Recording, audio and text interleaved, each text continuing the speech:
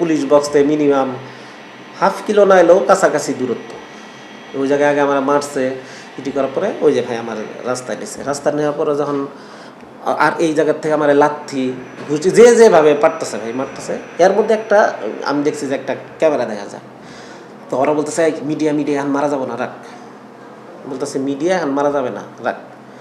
মানে ওদের সঙ্গে যা ছিল ওই ইগুলা মানে ইটিগুলা রড ওইগুলা রাইখে দিল, ওই ঢেল দিল। আমি দেখলাম দিয়ে আমার ওই যে বাঁশ দিয়ে টি করানোর পরে আবার বলে তুই হাঁট। ভাই আমি কেমন কয়েম নেই হাঁটবি তুই। পরে ভাই আমি না হাইটে ঢুকছি। ওই জায়গায় দেখছেন যে ওরা আমার ইটি দিছে। এরপর আমার আইসা বলে যে ভাই আমি নাকি অ্যারেস্ট।